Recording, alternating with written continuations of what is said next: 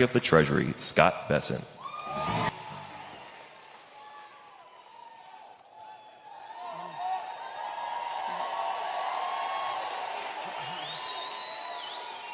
Good afternoon, and what a great day to be here in Georgia. And what a welcome we are about to give President Donald J. Trump, who has never stopped fighting for the people of this great state. Now, many of you may think the best part of my job as Treasury Secretary is getting calls from the President in the middle of the night. And it's always the same question. Scott, I didn't wake you, did I? I said, no, sir, I'm always up at 1:52 on Tuesdays. But the best part of my job is to get the chance to get out of Washington, to spend time with the amazing people of the United States. And there are a few places where you see the strength of spirit and America more than here in Georgia.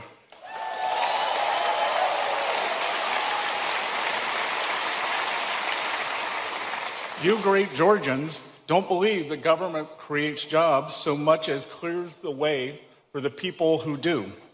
You believe that prosperity is built from the ground up, not imposed from the top down. And that small businesses build stronger communities than big government ever could. Cobb County, in short, is Trump country.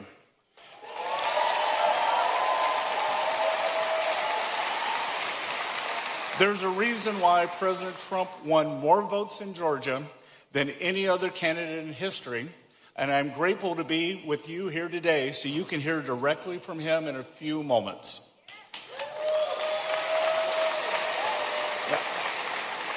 Serving President Trump is the honor of my lifetime, and from my view at Treasury, I can tell you that no one fights harder, no one works longer at 1:52 at night, and no president has asked more of his team and of himself so that we can restore American strength and reclaim American sovereignty.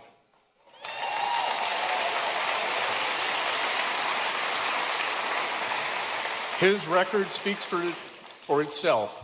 Well, let me remind you that President Trump has signed the largest tax cuts in American history and made them permanent.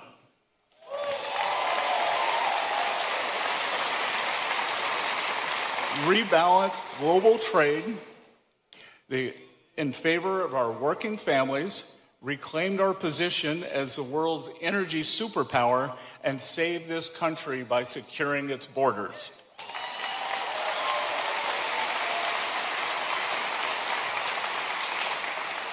Any single one of these wins would be historic, but taken together, they are transformative. Our economy has now averaged over 100,000 good-paying private sector jobs. Let me repeat that. Private sector jobs, not government jobs, for the last 4 months. And real GDP has increased at a rate of 2.7% over the past 4 quarters.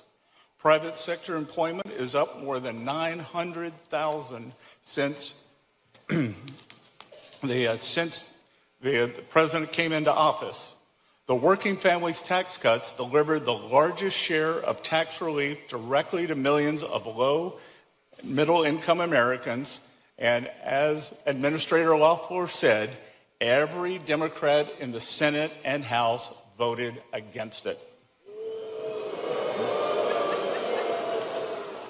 Here in Georgia, the tax cuts saved the average family more than $3,100 on their taxes this year, and protected over 200,000 jobs. Meanwhile,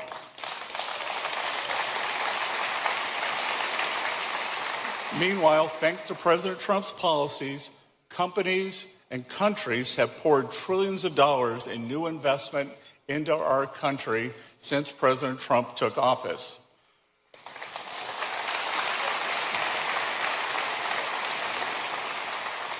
More Americans are working than any time in our nation's history. But of all this that President Trump has achieved, his most enduring legacy may be the reason we are here today. Trump accounts represent the most successful program launch in government history, with more than 6 million signups even before it went live on July 4th.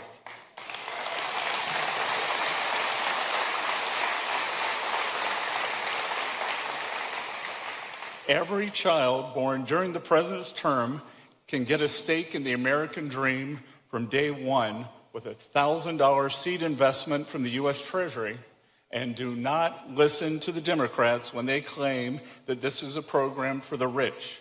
86% of enrolled children are from families earning less than $200,000.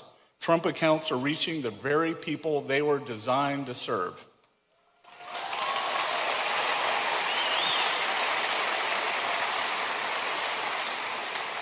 Of course, for decades, the federal government demonstrated its ineptitude at building a product that people wanted and delivering it at scale. Obamacare gave us a website that collapsed the day it was launched. And Obama's so-called My IRA, I'm the Treasury Secretary, I don't even remember that, savings accounts are now defunct because they were such a failure, although not before costing taxpayers tens of millions of dollars. But under President Trump's leadership, we have designed and built a world-class platform. Trump accounts enrolled 1 million children every single month between its announcement and launch. No tech launch in history has seen those numbers.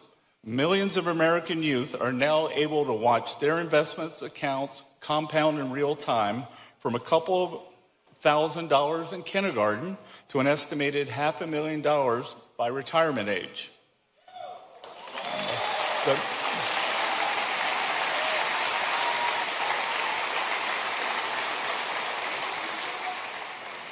It turns out that the federal government was capable of implementing a great program, but all we needed was a new president.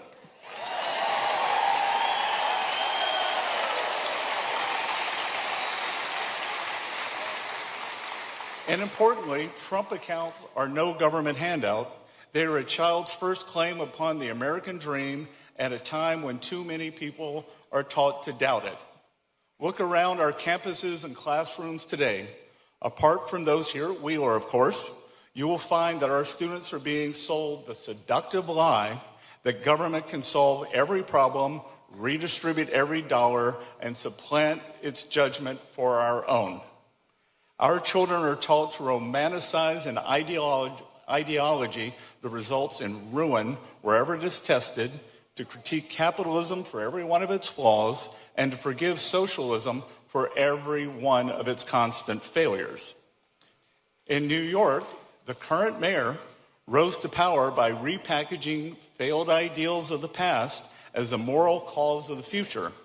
But in Georgia, you know that beneath that youthful veneer lies the oldest impulse in politics, which is to concentrate power and then call it compassion.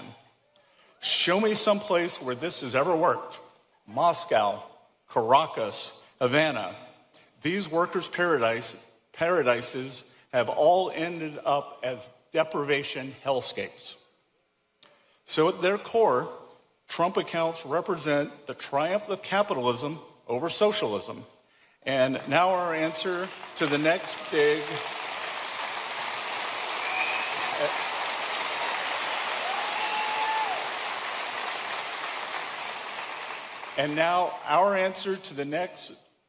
free stuff, big government charlatan is to build an ownership economy for all Americans. For the 38% of households who do not have a stake in our great equity markets, our capital markets, and American innovation, this is your way to get a piece of the action thanks to President Trump.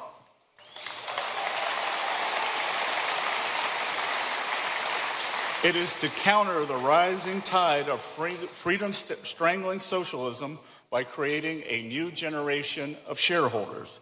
And it is to remember that the surest defense of a free society is the citizen who owns a share of it. So the full reach of this presidency will ripple across generations to come, thanks to policies like Trump accounts. But my own sense of his place in history is already clear. Donald J. Trump is the most consequential president of my lifetime.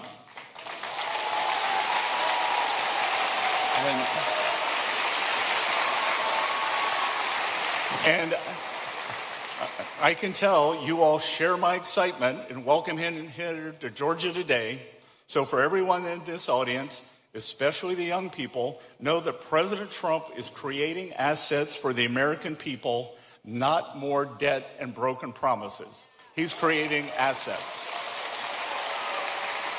So I want to thank the families of Wheeler High School for receiving us all so warmly, to the great people of Cobb County for being here, to President Trump for affirming that the American dream belongs to every child, and for equipping the next generation to claim its rightful share of it with Trump accounts. Thank you all very much. It's an honor to be with you here today.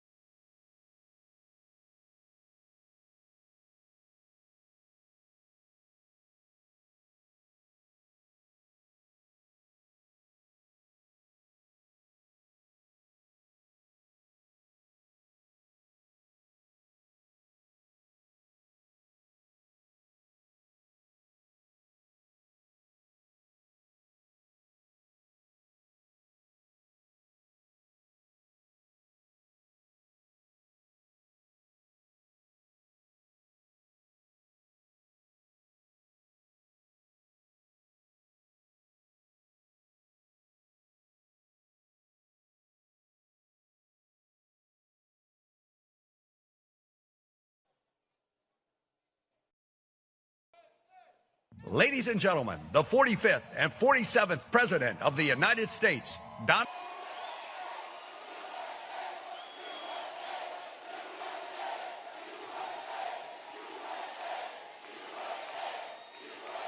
Well, thank you very much, everybody. It's a special place, and I am here to announce my candidacy.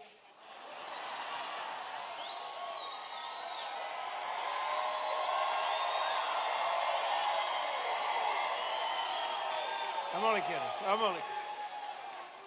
Nah, boy, I tell you what a group. We have thousands of people outside on a weekday. The weather's nice, but we're in Marietta. We're in Atlanta, right by it. And I just want to thank everybody. Those are places, you know, we had a tremendous victory here. And it was a big, beautiful victory. We won by a lot. And we have some great candidates running. They got to win by a lot. Otherwise, we're going communist. I don't think anybody wants that. We're not going to do that. But I'm thrilled to be back in the great state of Georgia with thousands of proud, hardworking American patriots. That's what you are. And with your help in 2024, we earned more votes than any candidate in Georgia history. There's never been anything like it. And when I say that, I have to be careful, because look at all the fake news back there. They will correct me. They will say, he said he earned more. If I was 2 votes short, they would say, he's lying. They are sick individuals. They're the fake news. But I have to be careful. No, we weren't. We had more votes than any candidate in the history of this great state, and I'm very proud. I love Georgia. I've always loved it. And every day since, I've been fighting for the people of Georgia like no president has ever fought before, and you're doing well, too. We're going to keep it that way. And 18 months ago, you were in trouble. Our country was in trouble, frankly. It was a catastrophe what was happening. Sleepy Joe Biden and the radical left Democrats, they're Democrats, D-U-M, Democrats, created the worst inflation in 48 years. Scott Bessent, was it the worst inflation in 48? Now, if Scott doesn't have credibility, nobody does, okay? He said it's the worst, and it was. It was actually, I think it was beyond 48 years, but 48 years is good enough. Wide open borders with millions of people, even from the world's worst prisons from all over the world. They were pouring into our country. All over the globe, they came. Prisons and gang members, drug dealers, child predators, and 11,888 murderers, many of whom committed more than one murder. More than 50% committed more than one murder. We had transgender for everybody. Men and women sports came ravaging through our cities. And the whole world was laughing at us. We were a joke all over the world, but not anymore. They're not laughing. They're not laughing. Right, Jackson? They're not laughing anymore, Jackson. Going to be your next governor right here. 2 years ago, our country was dead, and now we're the hottest country anywhere in the world, respected by everybody all over the world, the hottest. And we're respected like, I say we respected maybe like never before. When I took office, we inherited the worst border in U.S. history. It was an open wound. It was an open sieve. We quickly turned it into the most secure border in the history of our country within 2 months. And numbers were just released by the Democrats that in the past 14 months, a historic record of 0 illegal aliens have been admitted into the United States.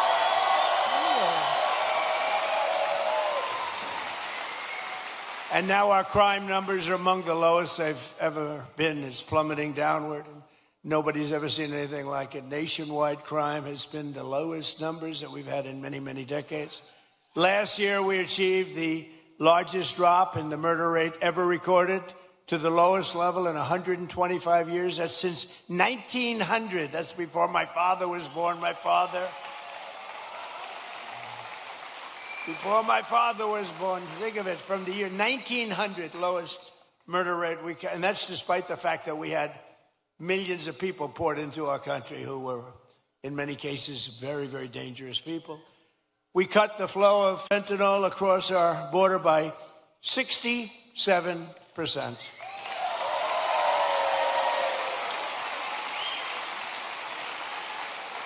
And drugs coming in by ocean, sea, by water was cut 97%. We're trying to figure out who the 3% are because they are among the bravest people anywhere in the world. You've seen that. They are the bravest people in history, I believe. We're making the largest ever investment in the United States Armed Forces, and we've got the strongest and most powerful military anywhere in the world by far. There's nobody close. And I built it during my first term. I built our military. And as you know, they stupidly gave a lot of it away, but actually it was a lot, but it was small compared to what we built.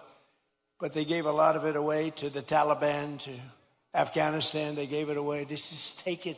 We're leaving. Let's leave brand new machines behind. Let's leave airplanes behind. I said to him, well, what if you just fly it out and we'll take it back, or we can even fly it back to the United States if you'd like. Sure, I think it's cheaper to leave it. Brand new planes. It was so sad. I saw what was happening. What a disgusting thing took place. But we then, as you know, we won Venezuela, which is now working with us to produce millions and millions of barrels of oil. We're getting along great with them. One day. And we've already paid for that operation many, many times over. We're taking tremendous amounts of oil, and they're taking tremendous amounts of oil. It's a partnership, in a sense. They're doing a great job. We're working together. And millions of barrels of oil is going to Houston and Louisiana, coming to you indirectly after it's refined. They're refining it there. But millions and millions of barrels of oil, and also Venezuela is doing better than they've ever done before, too. The big oil companies are going in, and they're signing up. We have Chris Wright working on it, Doug Burgum working on it, Scott is working on them, and it's been incredible, actually. It's got serious oil. In fact, if you combine us and Venezuela, we have about 62% of the world's oil market. So we don't need straits. We don't need anything. We don't need the Hormuz Strait, but we do it because we have to do it, because we cannot let Iran have a nuclear weapon. It's very simple.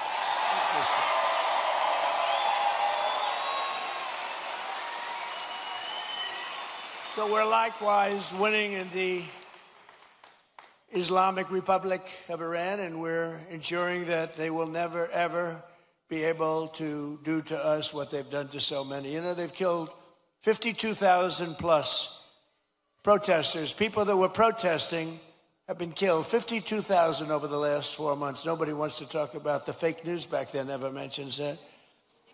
And I just left Dover Air Force Base, which is an incredible place, but oftentimes very sad, because that's when they bring the bodies of our great heroes, our great patriots, warriors. They bring them back to Dover. And I've been there many times before. This was in particular something very sad. I attended the dignified transfer ceremony for 4 great U.S. service members killed in the conflict with Iran. As they returned to American soil at Dover. And one of the families happened to be traveling to Georgia. Beautiful family, beautiful wife and husband and brother-in-law. And I said, I'm going to Georgia too. Where are you going? She says, well, after this, sir, they lost their beautiful son. We're going to Georgia. I said, so if you want, I'll give you a ride on Air Force One. And they said, wow. Wow.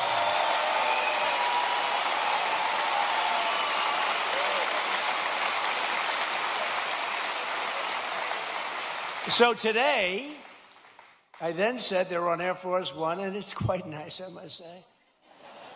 And they said, wow, this is something, thank you so much. But they're heartbroken, you know, they're heartbroken. But they couldn't believe it. And they live very close to here. They live minutes away.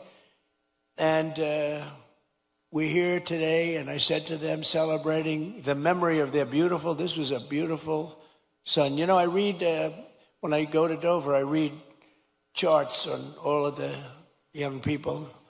And some are unbelievable. Some are a little bit, they got a little bit of couple of little bad things put in. This is a son who is like a flawless, perfect person. Beautiful, beautiful son. Handsome in every way. Brilliant. Respected by everybody. His sheet read so beautifully, and I told them that. Their beloved son. And his name was Lieutenant Tyler Feehan, and he was a person that was going all the way. He was going to be a general. He would have been a general very quickly. He was heading in that path. But I just want to thank Tyler's mother, Sherry, his father, Stephen, and his uncle, David, great people. I got to know them a little bit on the plane. And standing there watching this sight, which is, it's very, very tough to watch, to be honest with you. Very tough. I think it's the toughest thing I do. If anything I do all this stuff, but I think it's the toughest thing I do. But to Sherry and Stephen and David, we will carry Tyler's memory in our hearts forever. And I just want to thank you. It's an honor to have you here today. Please.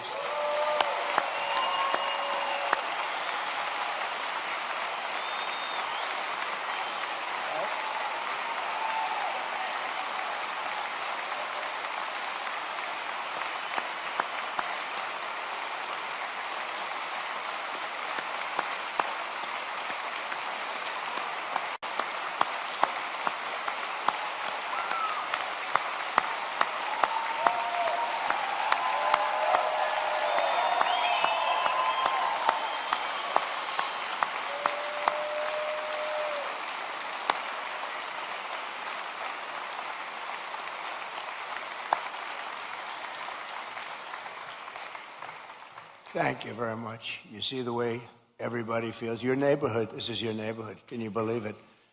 You see the way they feel. Thank you. Thank you, Sherry.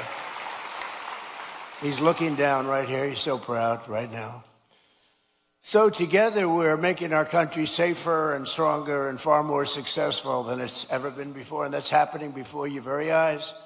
That's why I call it the golden age. This is the golden age of America. We're building more plants than at any time in the history of our country. And not just AI and all of the different things you read about.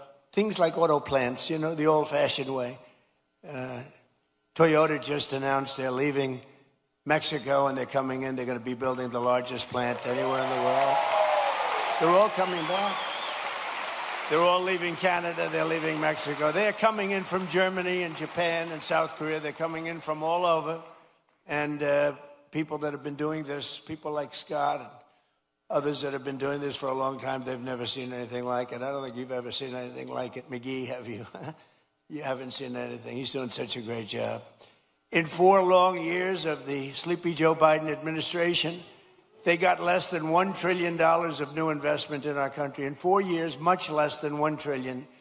In less than 2 years, much less than 2 years, actually. In fact, at the end of the first year, but less than 2 years, in my administration, we've secured more than $19.2 trillion in new investment from all over the world.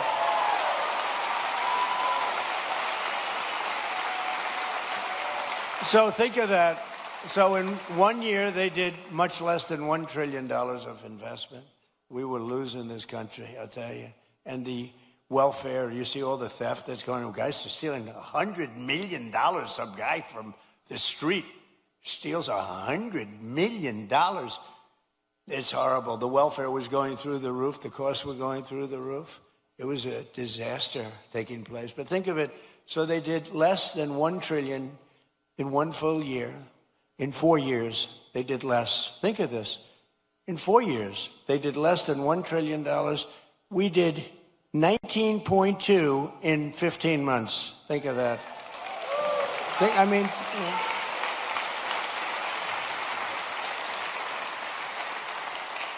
The pharmaceutical company, we're bringing our we learned that through COVID. We're bringing the pharmaceuticals back. But the big pharmaceutical company, UCB, is investing $2 billion to build its first ever American manufacturing plant right here in Gwinnett, Georgia. Gwinnett.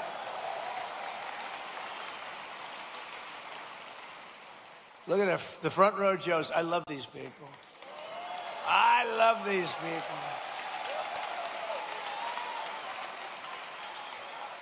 I think there are about 283. I don't know what the hell they do. I think they make a lot of money, too. I'm hearing they're very rich. They follow us. It's a rock concert, right? You have a good time, right? Thank you. They've been with me right from the beginning.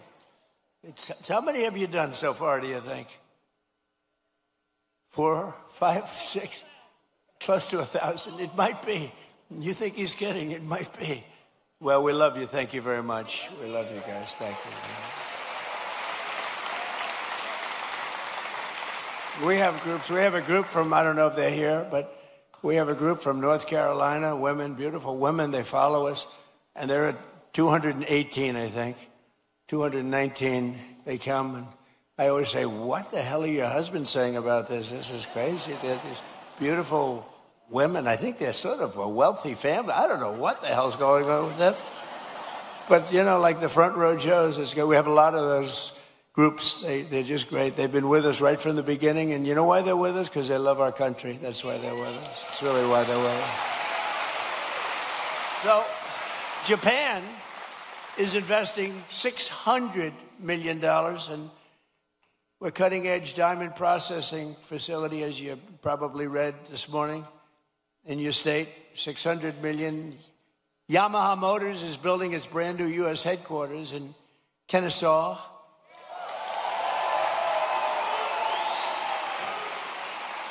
And more money is being invested in the United States right now than at any time in the history of our country.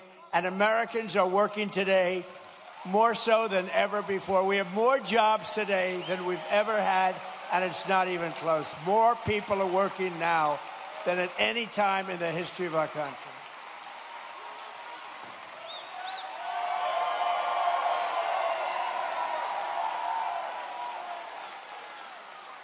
And the stock market has said, and that's with this skirmish we have going on. I call it a skirmish. This is with this skirmish we have with the Islamic Republic of Iran. And I call it that because, let me tell you, they're getting hit so hard. And they want to make a deal. But I say they're not ready to make a deal. Because every time they make a deal, they want to change it and everything. They're not ready. They'll be ready very soon. And this is despite this. It's going on. The stock market has hit 73 all-time highs since the election. Think of that. And the typical American's 401k is up by $34,000, setting records day after day. It's up by numbers that have never been seen before. So your 401ks, they always say, oh, the stock market. Stock market's very important. But I have people coming up to me that have 401ks. They said, you know, I was a disaster. My family wouldn't talk to me. They thought I was a total loser. And now I'm like, the one guy said, I feel like Warren Buffett. No, the markets are right through the roof. And it's a beautiful thing to watch, frankly. It's beautiful. It's brought families together. I mean, I told the story about a policeman in New York City. He said, my wife was really down on me because the 401k was a disaster. It wasn't moving. And you get elected, and it's she thinks I'm the most brilliant financial mind in the world now. She loves me much more than she did. She's close, but you should never love for that reason. Remember that, please. And while the stock market is skyrocketing way up, inflation is way down. We're coming way down. And last week, it was announced just last week that inflation dropped by the largest amount in more than 6 years because we're doing it right. We're running the country properly. And they tried to blame high prices on me. So think of it. When I inherited this thing on January 20th, we had the highest inflation in many, many years, 48 years, they say. I say maybe ever. This is what I inherited. And when I had nothing to do with it. I walk into office, I have a press conference first or second day, and they're screaming at me, what are you going to do about high prices? Right? What are you going to do? I said, I just got here. What are we talking about? Tell me. Eggs have gone up 4 times. 4 times. I said, I just got here. Give me a break. They did. They hit me with the eggs then. You remember that? Kelly, you remember I got hit with the eggs? First day, first press conference, nice friendly press conference. You know, they treat me so nicely. What are you going to do about the prices? And they said, they used the word, first time I heard it, it was a word, you know, made up by the Democrats. Affordability. They said, affordability. I said, I've been here one day. Don't worry, I'll take care of it. And we're taking care of it, you know? We're taking good care of it. They had the highest prices. They had the highest prices. In fact, with the eggs, you know, we have an Easter egg hunt like a few months after this, and they said, don't order eggs, sir, because they're so expensive. Use plastic eggs. They wanted me to give the kids. I said, nope, we're going to get it done. And we did a great job. Our Secretary of Agriculture did a great job, and we got the price now of eggs is lower than it was when we started, right? And many other things, too. And oil will be coming, it's going to be tumbling down. It was 3 weeks ago.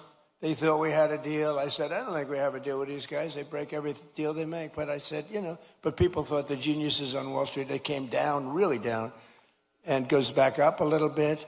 But it's going to come down maybe lower than when we even started. But just give me a little time. I always say, give me a little. I said to the farmers, give me a little time. And look how we're doing with the farmers, what's going on with the farms and everything. This country is rocking and rolling. So every day we're fighting to put more money back in the pockets of the hardworking American families. And that's why with the help of our incredible Republican majorities in Congress, we've done so much. I proudly signed the great, big, beautiful bill delivering the largest tax cuts in American history. Largest in American history. And we did big ones first. You know, we had the best economy in history in my first term.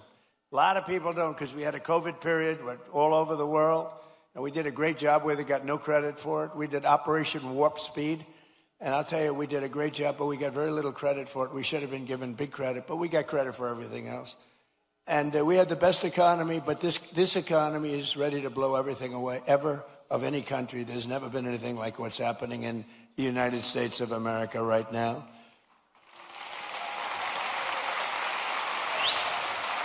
So I just want you to remember that if you're paying a little bit more, a lot of it's come down now. We got it coming down very rapidly, actually. Look at the number just released. But it really would, you know, we inherited something from Biden, and we're giving it back to you, thousands and thousands of dollars each family. We gave it to you also. Remember, forgetting about prices, and I don't want to forget about it. I would never leave a sentence like that, because they'll say, he said forget about prices. I said, despite anything you see, we gave you no tax on tips, no tax on overtime, no tax on Social Security for our great seniors.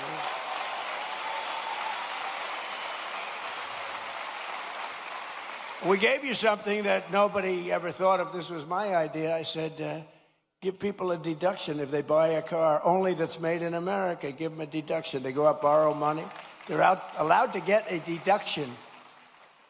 But this past filing season, 130,000 tipped workers right here in Georgia saved an average of more than $7,000 on their taxes, and that's because of no tax on tips. You know, we're building a tremendous military facility at the White House. It's a ballroom, but it's also a big military facility, a drone port on top, and tremendous things underneath. And they've been working hard, a lot of overtime. They work till 11 o'clock in the evening, almost every evening, 11:30. They get there at 6 o'clock in the morning. They're really working. And the other day I went over to them and I said, gather together. And I had, you know, hundreds of workers, very big thing it is. Beautiful. It's going to be incredible. It's an incredible project. It's a contribution to the United States of America by very wealthy people and very wealthy companies that it cost this country. But what happened is I said to all the workers, it was a Sunday and they were working on a Sunday. Maybe they shouldn't. Maybe they should be in church. I don't know. I'll get them in trouble. But they were working on Sunday, and I said, remember this, no tax on overtime, all the overtime they're making. And they gave me a big cheer. No tax on overtime. As an example, 700,000 Georgia workers saved an average of over $3,000 thanks to no tax on overtime, and 500,000 Georgia seniors paid $0 on their Social Security benefits thanks to no tax on Social Security. But perhaps most consequential of all is the provision that the great, big, beautiful bill that we're celebrating today. It's something that's beautiful. It's beautiful because it takes care of our youth. It's called the Trump accounts, and it's hot as a pistol. It's hot as a pistol. And under this groundbreaking new policy, every American child gets a tax-free investment savings account that can grow over the course of their childhood and be used for them when they reach 18 or 21. Their parents, grandparents, employers, and loved ones can contribute up to $5,000 a year. And with the modest contribution, these accounts will reach hundreds of thousands of dollars for these young people by the time they get to, let's say 18, let's say 21. But by the time they're just young adults, they could be worth hundreds of thousands of dollars, most likely will be. And for decades, Washington politicians gave our children absolutely nothing but debt. But the Trump accounts, we're finally seeing and ensuring that every young American gets a great start in life and a really fair shot at the American dream, which is what we all want. They all aspire to that.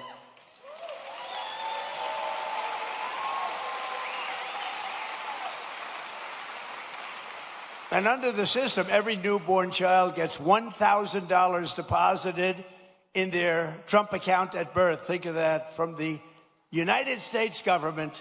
Think of that. The government is finally giving money back to our children.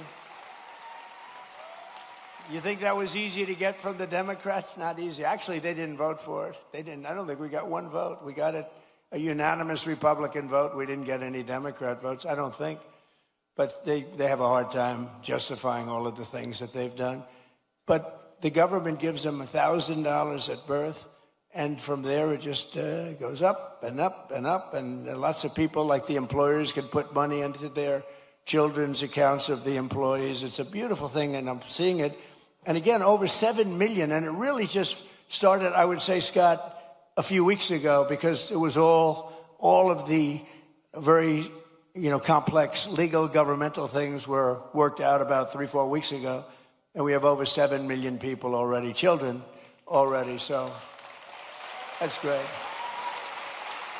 And I want to just tell you that generous individuals like Michael and Susan Dell, Brad Gerstner, and so many others have donated billions of dollars to fund Trump accounts for millions of children. Some people are going to take the children from states, the entire state. Like Gerstner is looking at the state of Indiana, where he contributes the money for, these are wealthy people. They've made a lot of money and they're putting it back. But Michael and Susan, they're two special, incredible people. As an example, donated $6.25 billion into the accounts for youth. They gave them for youth. Michael Dell, Susan Dell. $6.25 billion. I have a friend, he gave $50 million. I said, that's peanuts. That's not even close to the $250 million that Michael Dell gave. I said, what are you doing? You can do better than that. But people are loving it. And you know what I say? Go out and buy a Dell computer, okay? Because as far as I'm concerned, that's great stuff. And the Trump Accounts app, for those that want, is now the #1 app in all of America. Isn't that nice for our youth? People are doing it. It just caught on. In the past 18 days, nearly $1.5 billion have been deposited into the Trump accounts. Think of that. The money is pouring in. And it's for children and all sorts of advantages and tax advantages for the people that do it and make this investment in our future, because it's really an investment in our future. And all you have to do is go to TrumpAccounts.gov, TrumpAccounts.gov, and sign your child up for a free investment account today, and the child gets $1,000 from the government.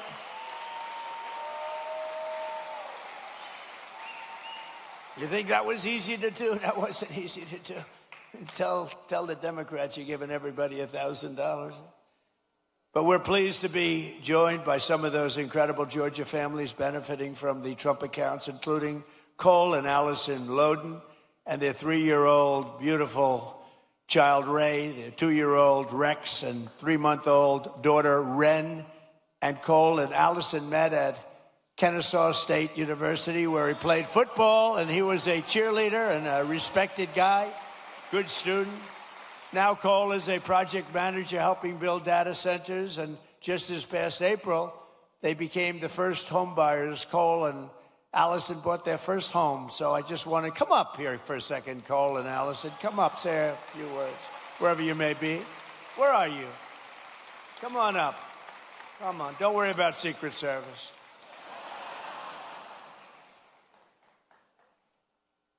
We've had people come up. One of them almost got beat up, and all they did was, I said, come on up. And they, oh, beautiful. Wow. That's so nice. Be careful. You can't fall like Sleepy Joe. You can't. Come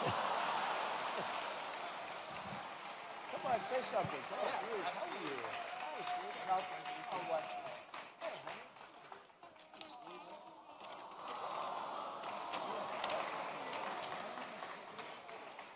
Thank you, Mr. President, and the White House staff for allowing my family to be a part of this special event. It is truly an honor. Thank you, Mr. President, and your administration for the hard work and commitment that that made the Trump account possible. As a father, it's encouraging to know that our children's future can begin with an investment from day one. To every eligible new parent, I encourage you to take advantage of this opportunity by opening a Trump account for your child and continuing to invest in it each and every year. Mr. President, thank you for your continued commitment to investing in American families. And on behalf of my wife and me, thank you for providing our children with a greater opportunity to pursue and achieve their American dream. Thank you, and God bless America.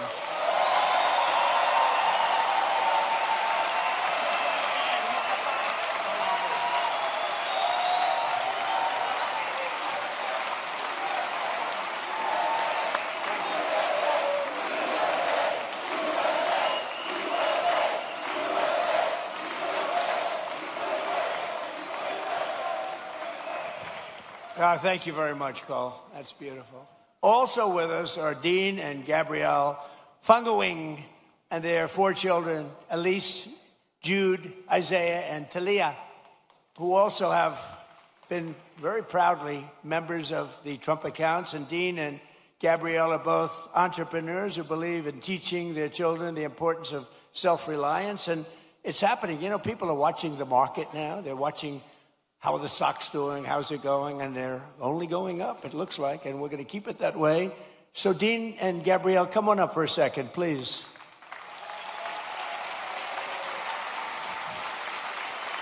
Wow. Wow. Beautiful.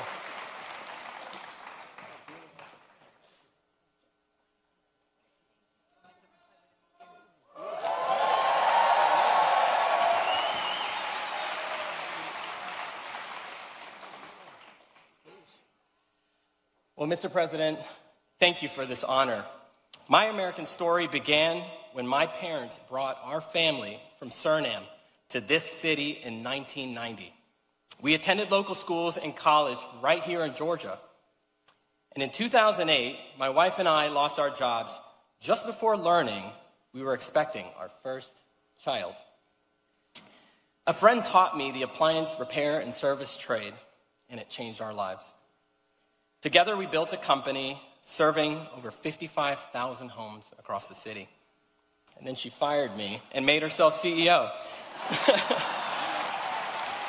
Later, I founded a technology startup, and that patented technology, along with our team, protects millions and millions of square feet of commercial real estate from water damage. Standing with me today are my wife and our 4 beautiful children. We opened Trump accounts for each of them, and because investing in the next generation strengthens the fabric of America. Thank you. Thank you, Mr. President, and God bless America, and God bless you. Are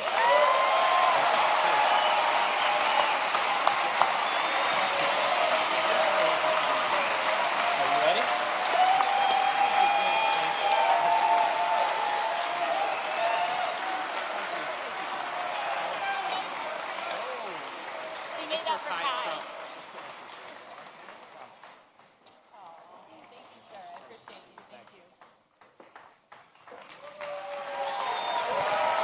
Beautiful people. Well, thank you all. Appreciate it. But while our administration is lifting up the next generation with the power of freedom and American capitalism, proven all over the world when it's done right, it's not always done right, but when it's done right, there's nothing like it. The radical left is actively trying to destroy our children's future with the disaster known as communism. It's communism. This isn't a social democrat. These are communists by another name, right? As I said in my recent address at Mount Rushmore recently, I don't know if anybody saw it, such a beautiful place. You know, the communists want to take it down. They try taking Mount Rushmore down. They want to blow it up. They want to take it down. They shouldn't be up there. These people are crazy. But communism is, in my opinion, communism is the single greatest threat to our country and its history, including even World War I and World War II, Pearl Harbor, 9/11. I think it's the greatest threat that I've ever seen to our country. These people are stone cold crazy.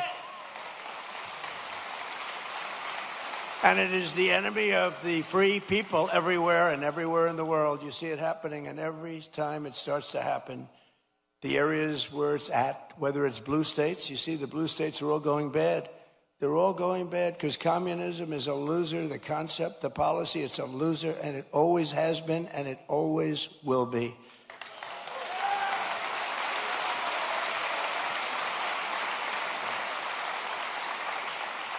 And, you know, they want to give everyone everything away. You want free rent, you want free house, you want to, what they don't say is in a year from now, there'll be absolute squalor, turmoil, and death. And that's the way it's happened all the way. It goes back thousands of years by different names. But that's the way it happens all the time. It's squalor, it's poverty, it's death, it's destruction. And that's why we declare again today that the United States of America will never be a communist country.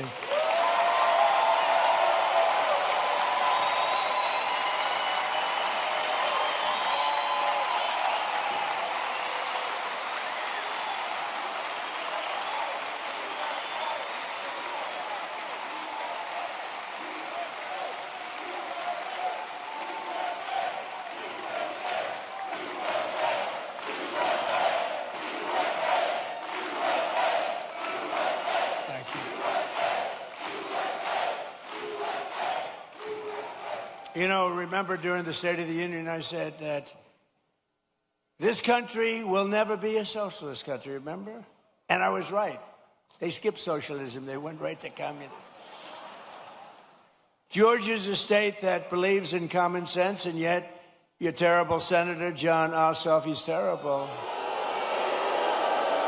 And the Democrats in Congress are voting with the communists every single time. They're afraid of the communists. You look at it. Now, I fought Ossoff before, as you know, and we won. We had a great success against this guy. He reminds me of Pinky Herman. Do you ever see Pinky Herman? John Ossoff and the congressional Democrats voted against securing our border. They voted against our massive tax cuts that you have. They voted against the Trump accounts for your children. They want to raise your taxes by a lot, not lower them. We lowered your taxes. We gave you the greatest tax cut in the history of our country twice now. And they want to raise your taxes substantially. You know, I've been watching politics. I've been involved in politics on the other side, you know, for a long time. I've always found it interesting, fascinating, important. But I've never seen people say, ever, it's always politicians. I've watched great politicians. We will lower your taxes. They will always say, we will, even if they didn't mean it. They'd say, we will lower your taxes. These people say, we're going to raise your taxes. I've never heard it before. It's a new phenomena. It's a phenomenon. They voted against no tax on tips. They voted against no tax on overtime. They voted against no tax on Social Security for the seniors. They voted against voter ID. Can you believe that? Well, you saw what happened. They caught thousands of votes in New Jersey where illegal aliens were allowed to vote, thousands and thousands of votes. They voted in favor of the transgender mutilization of your children and in favor of men playing in women's sports. Isn't that lovely? They voted against lower energy prices, lower car prices, and bigger paychecks for everyone. They voted against every one of these things. John Ossoff and the Democrat communists want to let the Marxists into power, bankrupt your families, and leave you totally undefended with wide open borders. But we will not let that happen to our country. We're not going to let it happen. Right?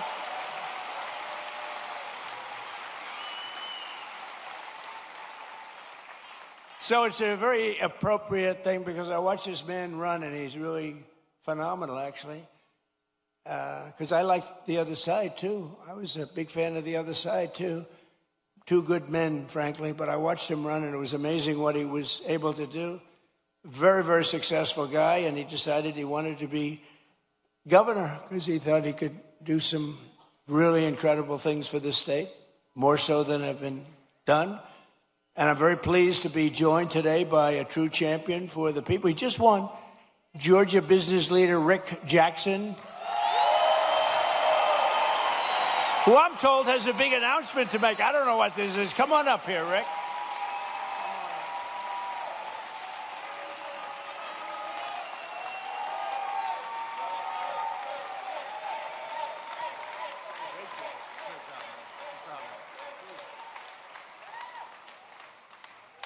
Well, thank you. Mr. President, what you're doing on the Trump accounts is for foster children will, change lives.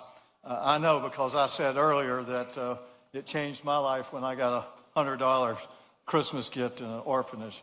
That's why here in Georgia we should not stop with $1,000. I want to announce when I become governor, I'm going to push the state of Georgia to match the federal contribution with another $1,000.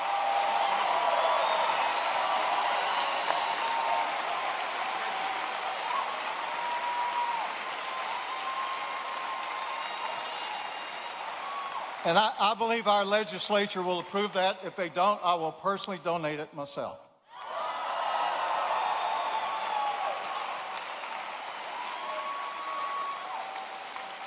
Mr. President, you're fighting for Georgians every day for the state and what you're doing to lower costs.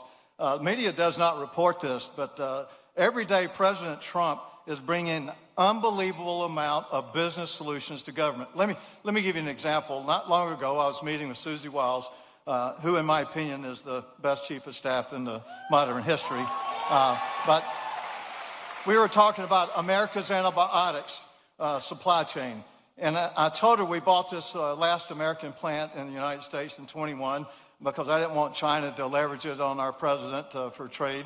I told Susie something that every family should know. We produce one dose of amoxicillin for 7 cents. By the time it goes through all the middlemen, you pay $1. Susie looked at me and said, well, have you heard about Trump RX? And I said, she said, we're announcing it tomorrow to sell directly to from the manufacturer to the consumer. That's a business solution. That really brings down costs.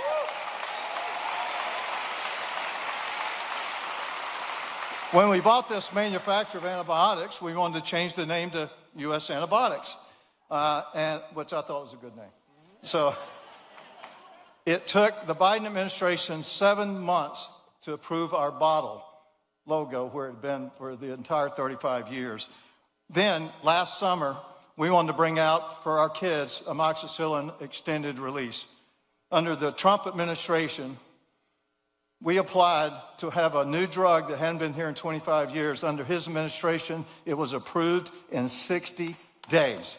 60 days.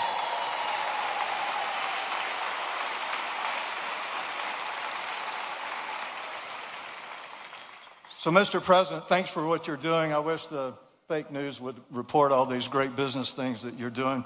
But that's what I'm going to be doing in Georgia. I'm going to bring business solutions to solve real problems. The other side talks about affordability as if that's a solution. Affordability is not a political problem. Affordability is a business problem. It requires business solutions, just like this man's been doing all his life.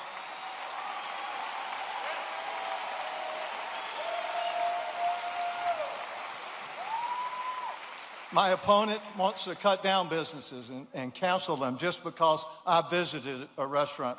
Well, that's just wrong. We are not going to do that. And I'm going to make sure that Georgia is the best place to do business and reduce affordability to the lowest it's ever been. And I'm going to be this man's favorite governor.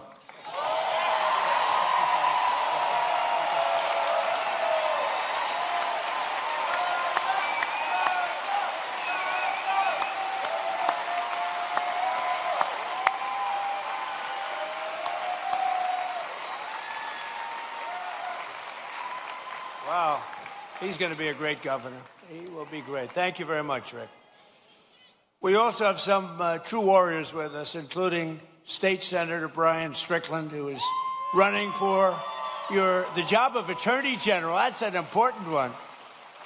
Well, get out and vote, and he's going to be fantastic. You have my complete and total endorsement, as you know, okay?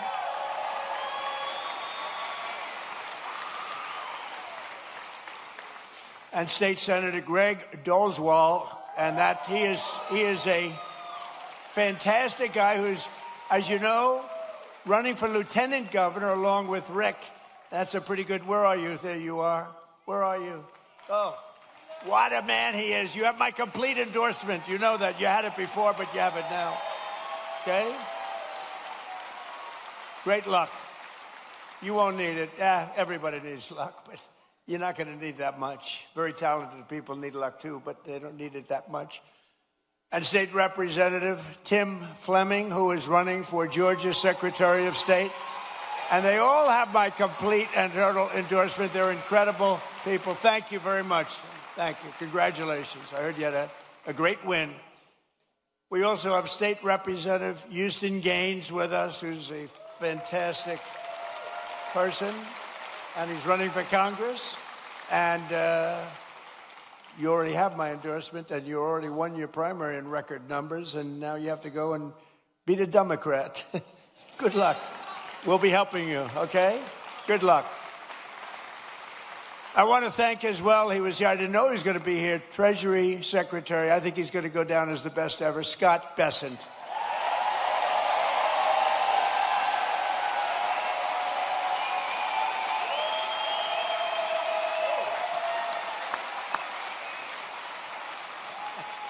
That's good, Scott. Don't make him too popular. I won't like him anymore. That's very good. Secretary of Education, a woman who's absolutely incredible. She's moving education back to the States. Linda McMahon. And she's phenomenal.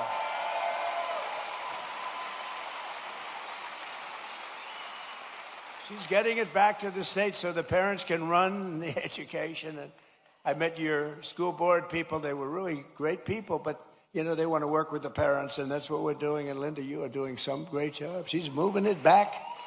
Not easy. Not easy. That's years and years of turmoil that went trying to do it. She just gets it done. This woman is incredible. Thank you very much. I appreciate it. Another great person and great administrator, a woman who's really smart. Everybody loves her. Everybody respects her. And she runs a thing called small business, but small business, when you add it all up, it's probably bigger than any bank in the world, right? Kelly Loeffler, and you're here with Jeff. Jeff, stand up.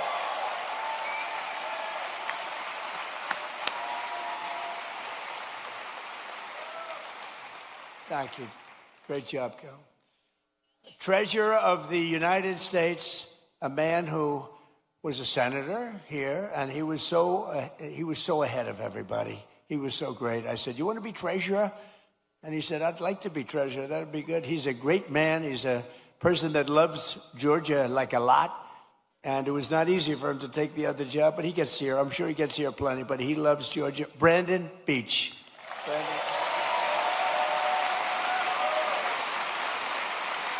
Cobb County School Superintendent Chris Ragsdale with a beautiful family.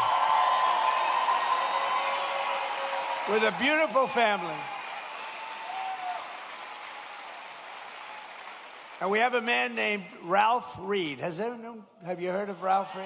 Ralph Reed. He is a man that, with his group, a great religious leader, maybe the greatest religious leader, but with his group, is it 10 million doorbells you hit? And this was certified stuff. 10 million doorbells. He pressed 10, not personally, but he pressed a lot of them himself.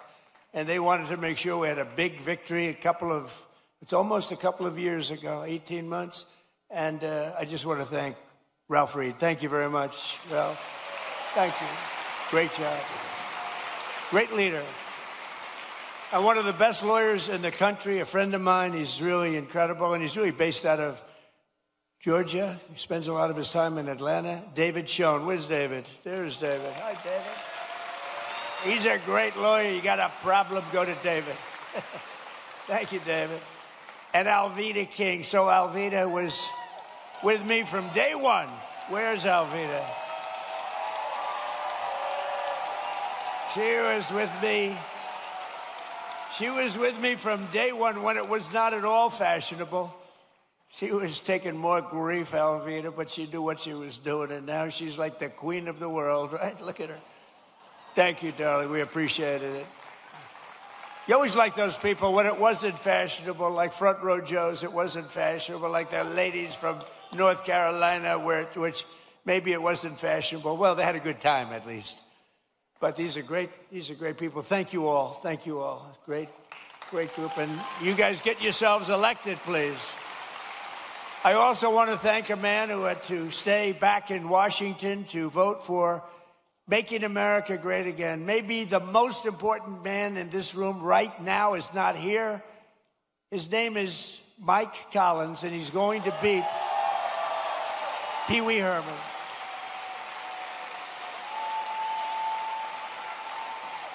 And the reason he's not here is me. He wanted to be here.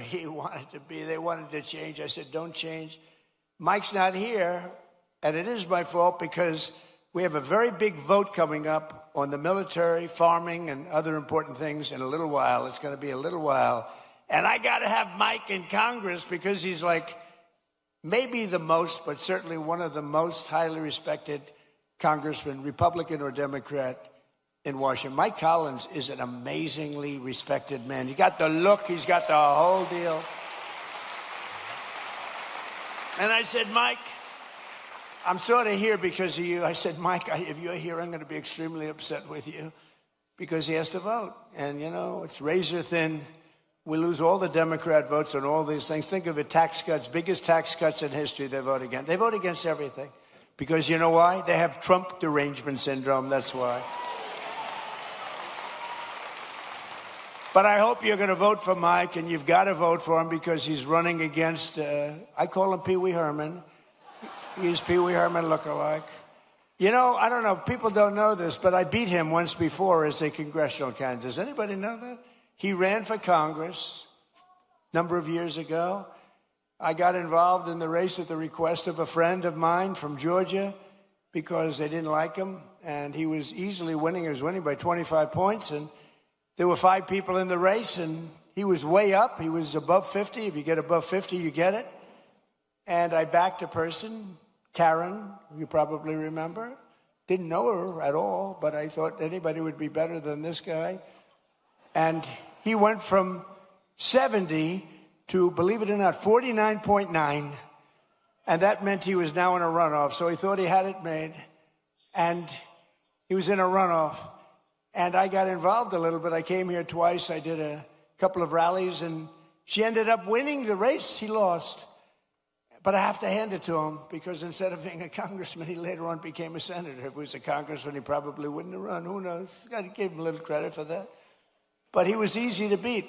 He wasn't. I can't believe that he's a senator, and he's not respected at all in Washington. You don't even hear his name mentioned. You don't hear his name mentioned. I mean, I hear all the names. I hear all the bad ones and the good ones. I hear them all. But you don't hear his name mentioned. He's not even a factor.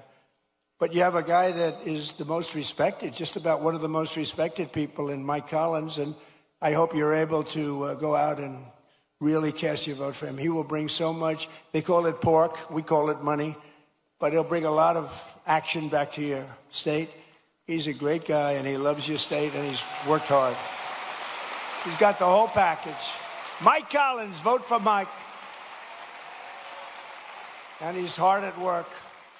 He's hard at work right now in Washington. And last but not least, we have the CEO of... So I like baseball. I like baseball.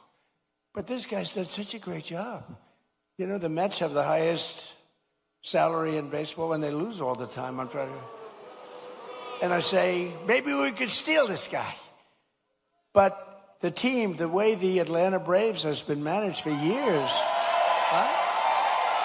For years and years. And he's the CEO of the Atlanta Braves, Mike Plant. He's been, you know, you don't realize how good he is, you know? When you have one of these guys,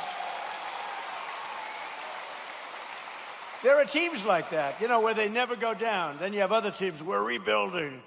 They've been rebuilding for years. I don't want to mention teams because I know all the owners are all friends of mine. I get myself in trouble. But they're always rebuilding. We're rebuilding. This guy never rebuilds. He just stays at the top. He's amazing. And then he loses the best player. He loses a great first baseman. I would say great first baseman. And they keep going along. And they get things for the first baseman. And he was really good. Dodgers got him. But I watched the Braves for years, and they've done such a great job. So along with one of the best managers in baseball, Braves legend Brian Snitker, who was recently inducted into the Baseball Hall of Fame.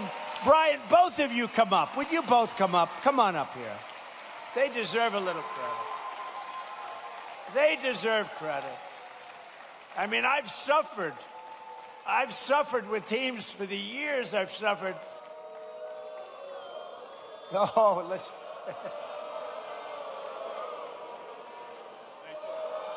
They say you're not allowed to do that. Do it.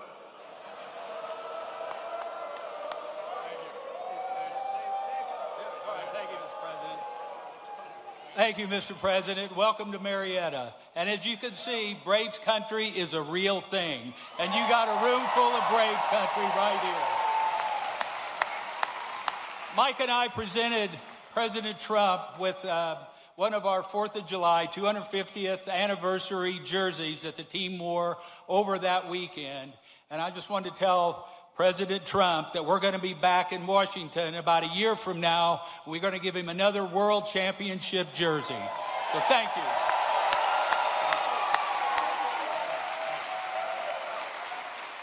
Well said, Snit. Mr. President, I just want to say when you're done throwing four-seam fastballs for the United States of America, come back and do it for the Atlanta Braves. Thank you.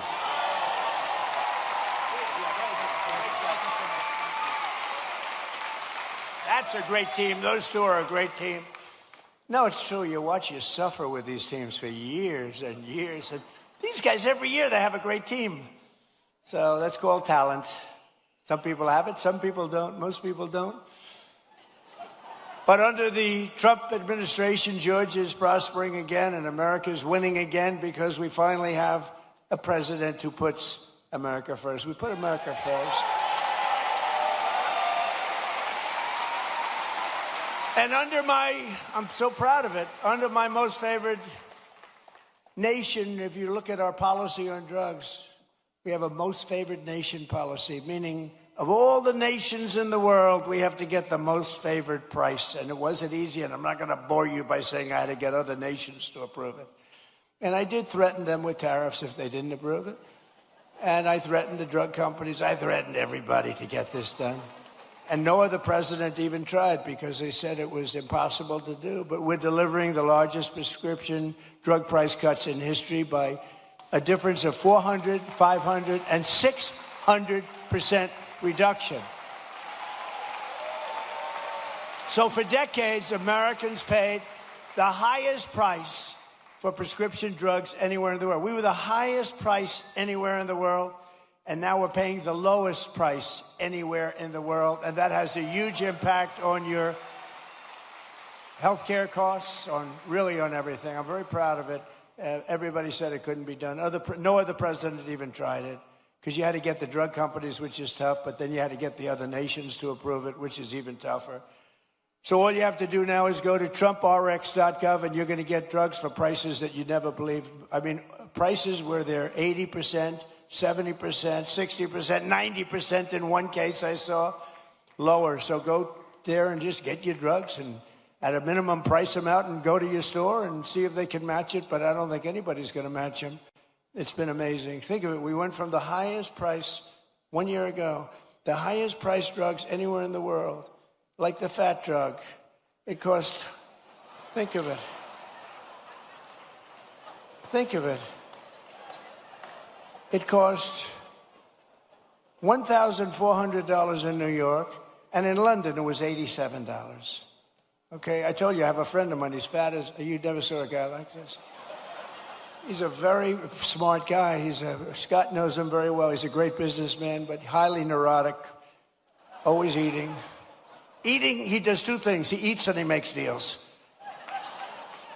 And the eating he's not good at, other than quantity. But the making deals, he's very good. But he called me up because, I buy this fat drug. And now he calls me Mr. President. He used to call me Donnie. Donnie, I buy this fat drug, and in New York I pay $1,400. And in London I just paid $87. I said, you're so rich, how do you even know? He said, I don't know, my people told me that. And so he said, I went out and I had it checked. And it was from the same exact company, the same plant. It was actually made in the United States, the same everything. He said, what the hell kind of a deal? I'm paying like almost 10 times as much. I said, that's the system. But it really awoke in me, and I said, I got to do something about it, because he's right. A pill that will sell for $10 in London or in Munich, $10, is selling for $100 or $120 for a pill in New York City or in Chicago, Los Angeles, or any other place. And I said, we got to do it. It's unfair. And I called up the drug companies, and they fought me, and then they said, you're right. They had all sorts of excuses. Well, we have to do research. I said, well, you're doing research for other countries too, right? So they finally gave in under very, very tough time for them. And then they said, and they gave in because they never thought I'd get the countries to do it. And I called up France. I started with Emmanuel Macron.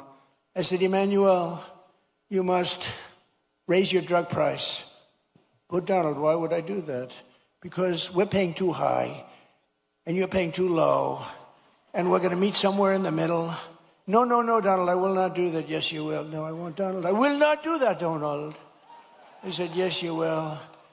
And then finally he said, no. I said, here's what I'm going to do. I'm going to put a 200% tariff on every bottle of wine and champagne coming out of France. And he said, Scott was there, and he said, Donald, it would be my honor to do that. And we got France, so we got all of them the same way. That's too complicated.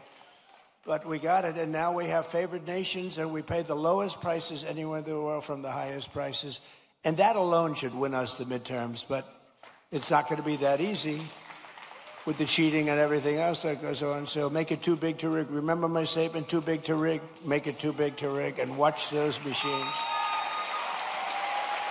Every day we're liberating our communities from the scourge of migrant crime. In nearby Clayton County, Georgia, federal law enforcement recently charged an illegal alien murderer from Mexico who shot a man in the torso and then shot another twice in the heart and the head. In Bullock County, ICE arrested an illegal alien who sexually assaulted an 11-year-old girl and held her 10-year-old sister at knife point for 1 week. John Ossoff and the Democrat communities, they voted to defund ICE and leave Georgia families at the mercy of the monstrous criminals that we're getting out of here. We're getting them out at record speed.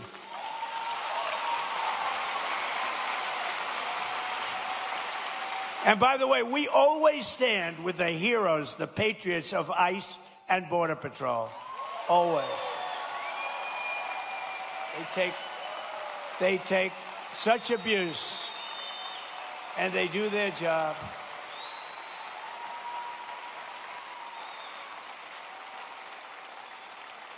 And our strong borders are really, it's a policy of helping to bring down the cost of living. It really is. It's under Biden, over 60% of the increase in housing rental.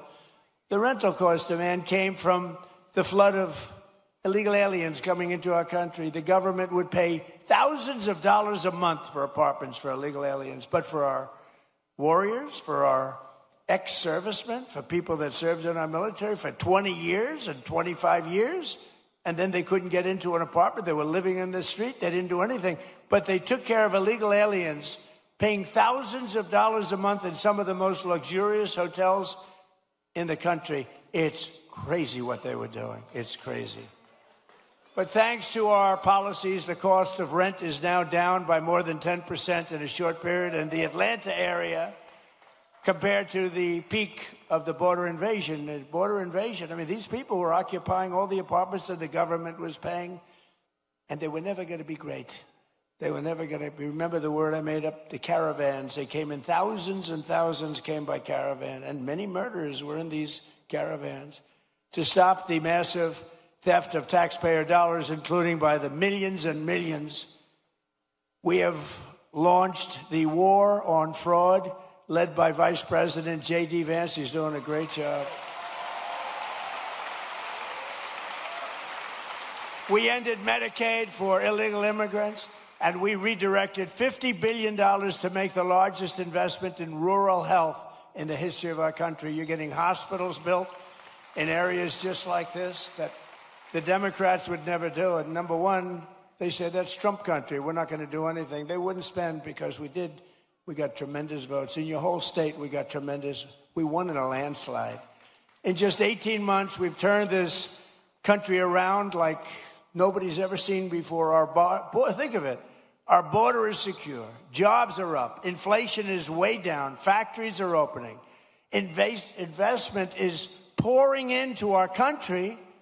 I told you, $19.2 trillion. Our military is more powerful than it has ever been before by far. You see that. Venezuela, Iran. America is back. It's stronger than ever before. And I'm telling you, it's only going one way. It's going up. As long as we keep our current thinking, our current system, it's going up. If you go the other way, nothing ever succeeds. I made the statement once, with communism, everything turns to shit, okay? It's true. Terrible thing.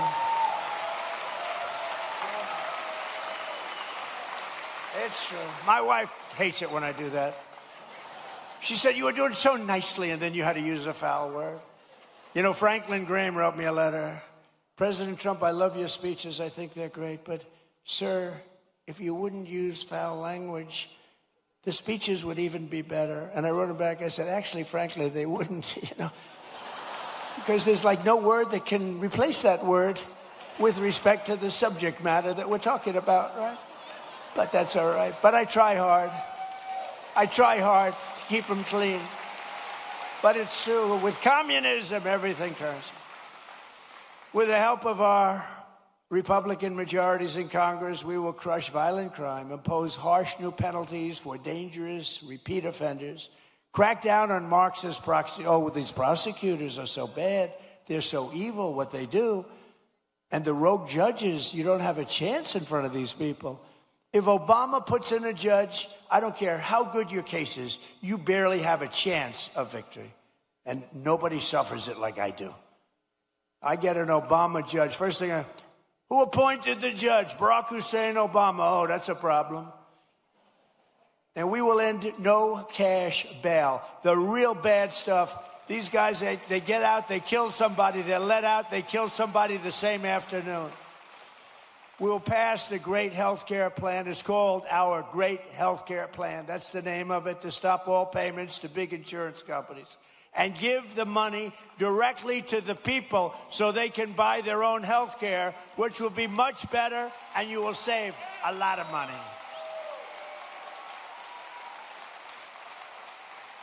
Because as you see, Obamacare is a total disaster. It's been a disaster. It's gone up through the roof. It's a total disaster. We want to spend the money. We want to give you the money directly. Buy your own health care. what's happening is these insurance companies take in billions and billions of dollars, and they don't give a damn about you, and you go out and you get crummy health care at a price that's unaffordable. So we want to give you the money, and you spend the money, and you go around and negotiate. You're going to have money left over. It's so much better, and you're going to have much better health care. And finally, we have to pass the Save America Act to defend American elections.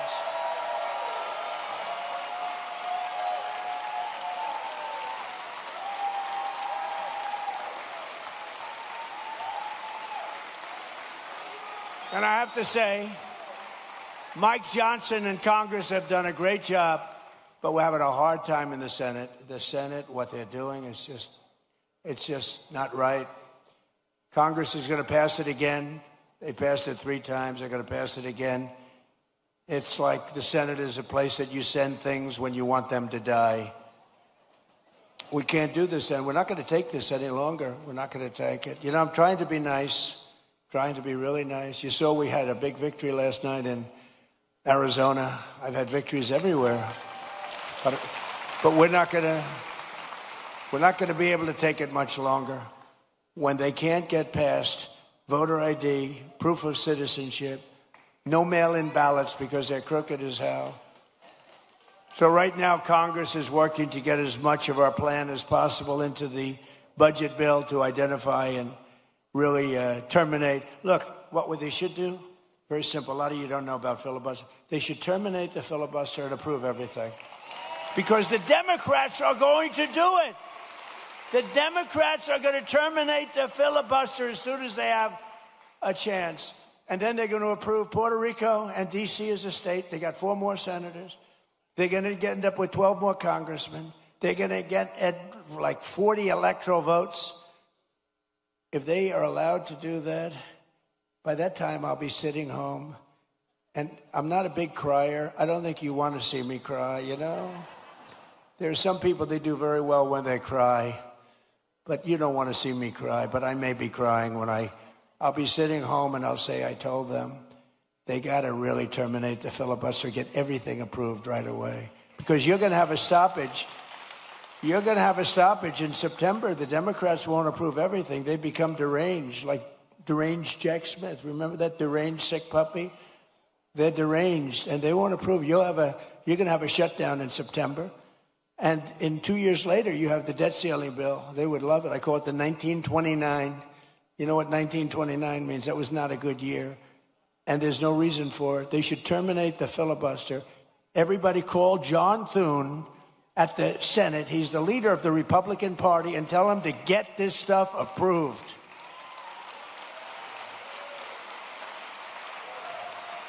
So we're fighting so that all voters must show voter ID. We're fighting so that all voters must provide proof of citizenship, okay? And also the no mail-in ballots, very important. And we're doing exceptions for illness, disability, military deployment, travel. If you're away and you have problems, we'll be very easy on that. Look, if you're away, if you're in the military, you want to vote, we want you to vote. But we'll also enshrine in permanent law no men in women's sports and no transgender surgery for your children.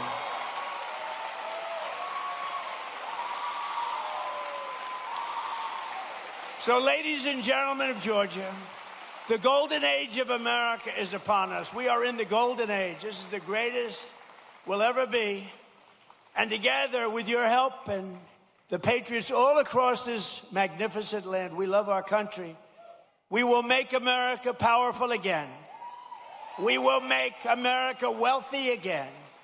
We will make America healthy again. We will make America strong again. We will make America proud again. We will make America safe again. And we will make America great again. Thank you very much. Thank you, Georgia. Thank you.